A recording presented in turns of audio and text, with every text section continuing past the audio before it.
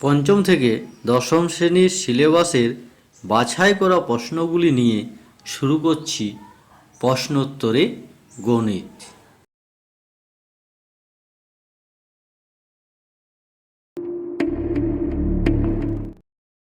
এক নম্বর প্রশ্ন। প্রথম, 100টি স্বাভাবিক সংখ্যার মধ্যমা কত? উত্তর 50.5। একটি নিরেট অর্ধগোলকের সমতল সংখ্যা কটি? উত্তর 1টি। দুটি বৃত্ত পরস্পরকে ছেদ বা স্পর্শ না করলে বৃত্ত দুটির সর্বাধিক কটি সাধারণ স্পর্শক অঙ্কন করা যায়? উত্তর 4টি। পরের প্রশ্ন। দুটি বৃত্ত পরস্পরকে বহিঃস্পর্শ করলে তির্যক সাধারণ স্পর্শকের সংখ্যা কটি? উত্তর 2টি। পরের প্রশ্ন। সমকোণী চৌপলের দৈর্ঘ্য, প্রস্থ, উচ্চতা সমান হলে সেই ঘনবস্তুর নাম কি?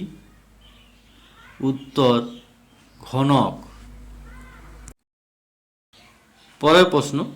দুটি দ্বিঘাতকরণীর যোগফল ও গুণফল একটি মূলদ সংখ্যা হলে করণীদ্বয়কে কি করণী বলে? উত্তর অনুবন্ধী বা পূরক করণী। পরের প্রশ্ন। আয়তঘনর কর্ণ সংখ্যা কয়টি? উত্তর 4টি। পরের প্রশ্ন। একটি নিরেট লম্ববৃত্তাকার চোঙের তল সংখ্যা কয়টি? উত্তর 3টি। পরের প্রশ্ন। দুটি কোণের সমষ্টি কত হলে তাদেরকে পরস্পরের সম্পূরক বলা হয়? উত্তর 180 ডিগ্রি। দুটি কোণের সমষ্টি 180 ডিগ্রি হওয়া চাই, তাহলে তারা পরস্পর সম্পূরক কোণ হবে। পরের প্রশ্ন।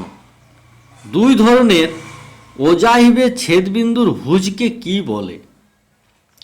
উত্তর মধ্যমা। পরের প্রশ্ন। দুটি ত্রিভুজের বাহুগুলির দৈর্ঘ্যের পরিমাপ সমানুপাতে থাকলে ত্রিভুজ দুটিকে কি বলে? ত্রিভুজ দুটিকে বলা হয় সদৃশ্য ত্রিভুজ। পরের প্রশ্ন। 3টি অসমরেখ বিন্দু দিয়ে কটি বৃত্ত আঁকা যায়? উত্তর 1টি। পরের প্রশ্ন। বৃত্তের বৃহত্তম জায়ের নাম কি? উত্তর ব্যাস। পরের প্রশ্ন।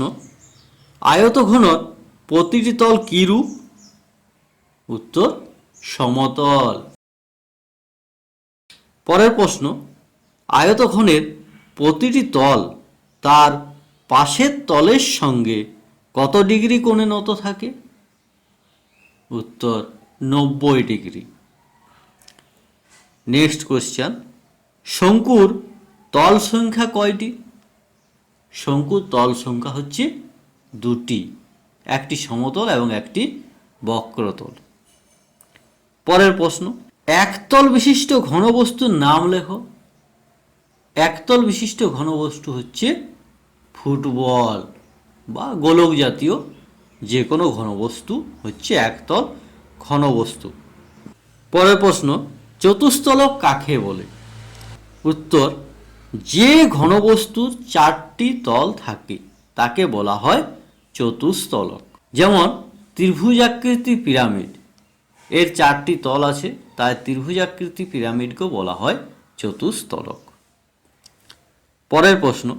পিরামিডের পার্শ্ব তলগুলির আকৃতি কিরূপ হয়? উত্তর ত্রিভুজাকার। পিরামিডের পার্শ্ব তলগুলি হয় ত্রিভুজ আকৃতির মতো দেখতে।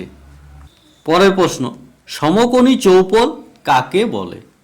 উত্তর যে সকল ঘনবস্তুর প্রতিটি তল আয়তাকার ও তলগুলো তার পাশের তলের সঙ্গে সমকোণে নত থাকে। তাদের সমকোণী চৌপল বা আয়তঘন বলে। আজ এখান পর্যন্তই।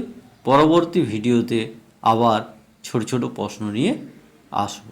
ভিডিওটি ভালো লাগলে চ্যানেলটি লাইক করো, সাবস্ক্রাইব করো এবং বন্ধুদের সাথে শেয়ার করো।